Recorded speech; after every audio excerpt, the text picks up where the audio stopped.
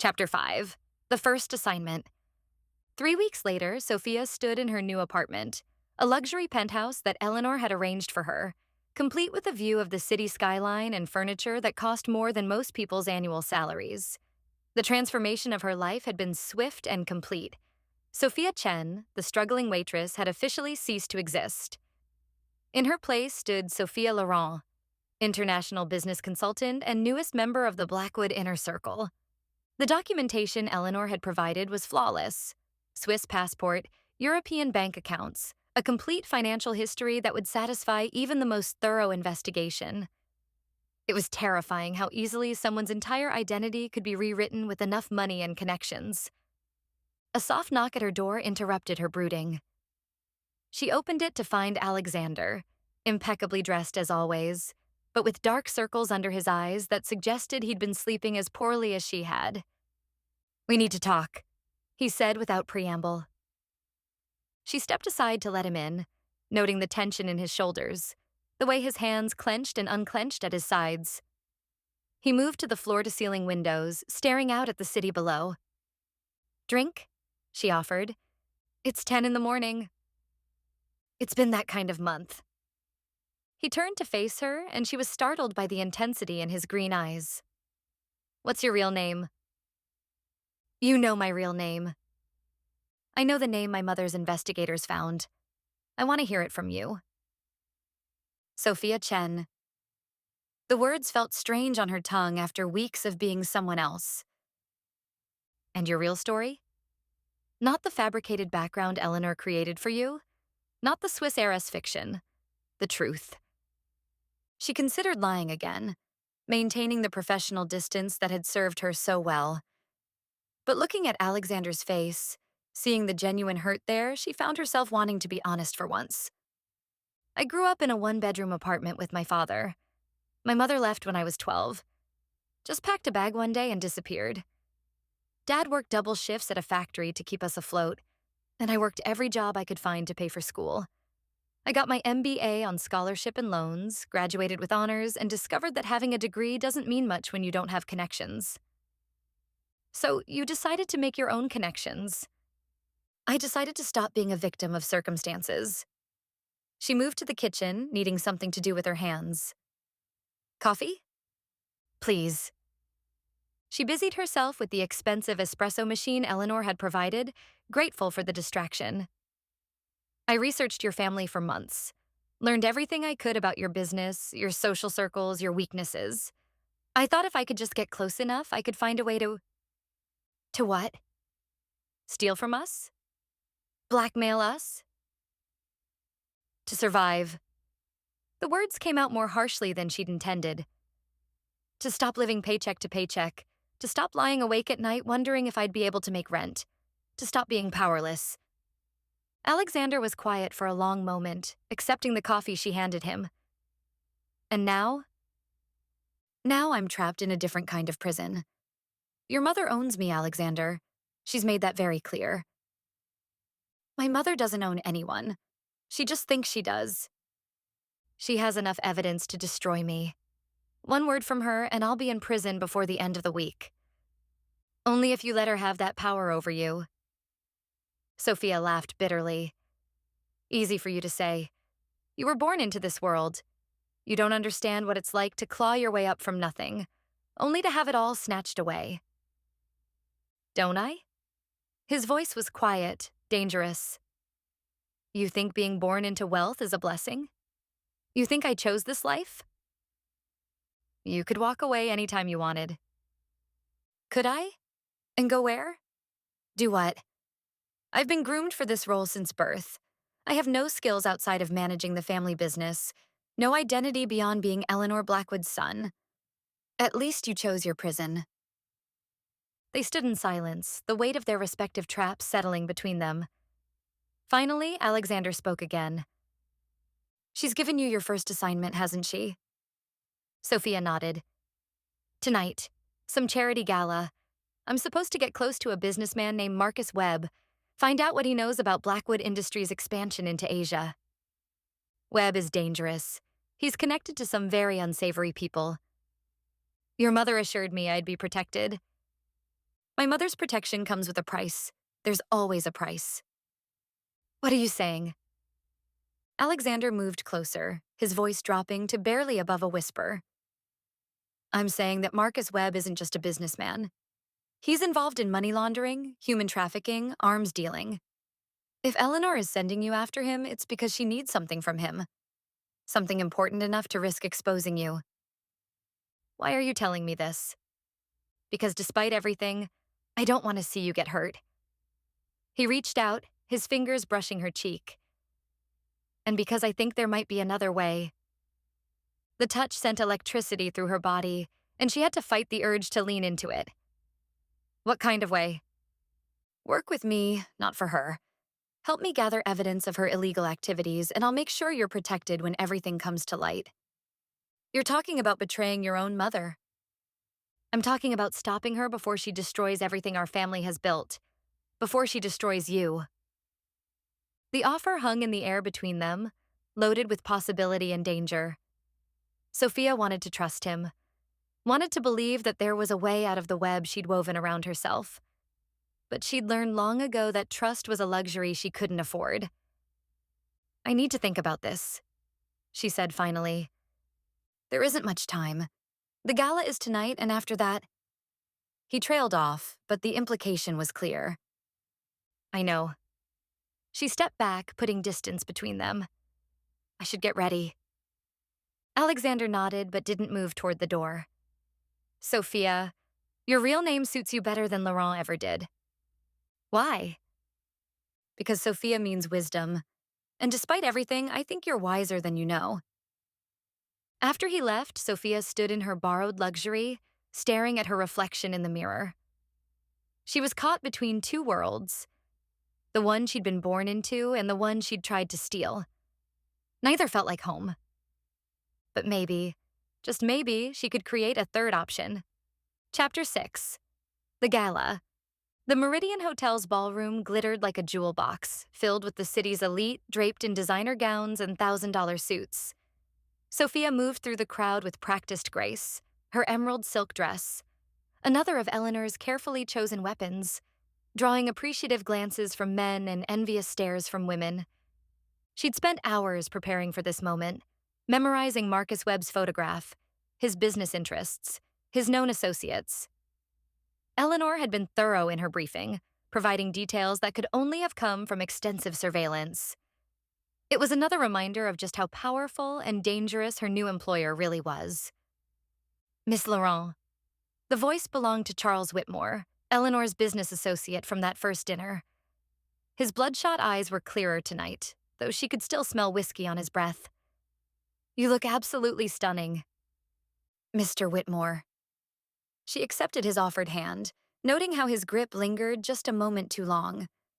What a lovely event. Indeed, though I suspect you're not here merely for the charity auction. His smile was knowing, predatory. Eleanor mentioned you might be conducting some business tonight. I'm always interested in meeting new people, expanding my network. Of course, in that case, allow me to introduce you to someone who might be of particular interest. He led her through the crowd toward a group of men clustered near the bar. At their center stood Marcus Webb, tall, silver-haired, with the kind of commanding presence that drew attention without effort. He was exactly as Eleanor had described, but photos hadn't captured the cold intelligence in his pale blue eyes. Marcus, Charles called out, interrupting the conversation. I'd like you to meet Miss Sophia Laurent. She's recently moved to the area from Switzerland. Webb's gaze swept over her with the practiced assessment of a man accustomed to evaluating assets. Miss Laurent, a pleasure. Mr. Webb, I've heard wonderful things about your work in international development. Have you? His smile was sharp. And what exactly have you heard? That you have interests throughout Asia, and that you're always looking for innovative partnerships. I am indeed, though I'm quite selective about my partners. Trust is so important in international business, don't you think? The irony wasn't lost on her. Absolutely, though I find that trust must be earned, not simply assumed. Wise words. Perhaps we should discuss this further. Would you care to dance? Before she could respond, he was leading her onto the dance floor. His hand settled at the small of her back, and she had to suppress a shiver of revulsion. There was something predatory about his touch, something that made her skin crawl. "So tell me about your interests in Asia," he said as they moved to the music. "What specifically draws you to that market?" "Opportunity," she replied, falling back on the cover story Eleanor had provided. "My family's textile business is looking to expand, and Asia offers significant potential for growth." Textiles? How traditional. Though I suppose there's always money to be made in the basics of human need. Indeed. Though I understand you've moved beyond traditional industries into more contemporary ventures. His eyes sharpened. Such as technology, logistics, financial services, the kind of businesses that facilitate global commerce. You've done your homework? I make it a point to research potential partners thoroughly. And what makes you think we might be potential partners? This was the crucial moment. Sophia had to provide enough information to gain his trust without revealing her true purpose. Because I understand the importance of discretion in international business. Some opportunities require flexibility in approach. Webb's smile was predatory. Flexibility. Yes, that's essential, especially when dealing with certain regulatory environments. Exactly. Sometimes the most profitable ventures exist in the gray areas between jurisdictions. You're more interesting than I initially thought, Miss Laurent. Tell me, what do you know about the Blackwood family's operations in Asia? The question caught her off guard. This wasn't part of the script Eleanor had prepared her for. I know they're expanding into new markets. Why do you ask? Because Eleanor Blackwood and I have a history, a complicated one, and I'm curious about her current associates. Sophia felt a chill run down her spine. I'm not sure I understand. Don't you? A beautiful, mysterious woman appears at a charity gala, specifically seeks me out, and starts asking questions about my business interests. Either you're working for Eleanor or you're working for someone who's very interested in what Eleanor and I might be discussing. The trap was closing around her, and she could feel panic rising in her chest. But years of surviving on her wits had taught her to think quickly under pressure. "Mr. Webb," she said, allowing a hint of hurt to enter her voice. "I approached you because I was told you were someone who understood the complexities of international business. If I have somehow offended you?" "Oh, you haven't offended me at all. In fact, I find your situation quite intriguing." He pulled her closer, his voice dropping to a whisper. "Would you like to know what I think, Miss Laurent?" "I think you're in over your head. I think Eleanor Blackwood has sent you to spy on me, and you have no idea what you've gotten yourself into." "I don't know what you're talking about." "Don't you? Then let me enlighten you. Eleanor and I were partners once, many years ago. We had a disagreement about business practices, and she decided to cut me out of a very lucrative deal. I lost a great deal of money, and I don't forget debts like that. I'm sorry, but I really don't understand what this has to do with me." "It has everything to do with you, my dear, because you're going to help me collect what Eleanor owes me." The song ended, but Webb didn't release her. Instead, he guided her toward a quiet corner of the ballroom, away from the other guests. "What do you want?" she asked. "Information. Details about Eleanor's current operations, her security arrangements, her financial vulnerabilities. In exchange, I'll make sure you're well compensated for your flexibility. And if I refuse, then I'll make sure Eleanor knows exactly who you really are and why you're really here. I have my own investigators, Miss Laurent. Or should I say, Miss Chen? They're quite thorough." Sophia's blood turned to ice. Everyone, it seemed, knew her real identity. Everyone except the one person whose opinion mattered most to her. "I see I have your attention now," Webb continued. "Don't look so frightened. I'm not unreasonable. I simply want what's owed to me." "What exactly are you asking me to do?" "Nothing too complicated. Eleanor trusts you now. Or at least she trusts you enough to send you after me. Use that trust. Find out about her offshore accounts, her shipping manifests, her client lists. The kind of information that would be valuable to the right people. You're talking about corporate espionage. I'm talking about justice. Eleanor has been playing games with people's lives and fortunes for decades. It's time she faced some consequences. Before Sophia could respond, a familiar voice interrupted them. Webb. They turned to find Alexander approaching, his expression carefully neutral but his eyes burning with barely controlled anger. Alexander, Webb replied smoothly. How lovely to see you. I was just getting acquainted with Miss Laurent here. I'm sure you were. Alexander's gaze shifted to Sophia. I hope you're enjoying the evening, Sophia. Very much, thank you. If you'll excuse us, Webb, I promised Miss Laurent a tour of the hotel's art collection. Of course. Miss Laurent, I do hope we'll have a chance to continue our conversation soon. As Alexander led her away, Sophia felt Webb's eyes following them. The predatory smile never left his face. Are you all right? Alexander asked once they were out of earshot. Fine, she lied. Just making conversation. With Marcus Webb, conversation is never just conversation. What did he want? To discuss business opportunities. What kind of opportunities? She looked at him. This man who'd offered to help her escape his mother's web and made a decision. He wants me to spy on your mother. He claims she owes him money from some past deal.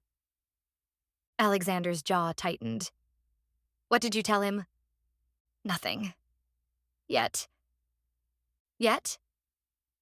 Alexander, I'm drowning here. Your mother has me trapped. Webb is threatening to expose me, and I don't know who to trust anymore. He stopped walking, turning to face her fully. Trust me. How can I?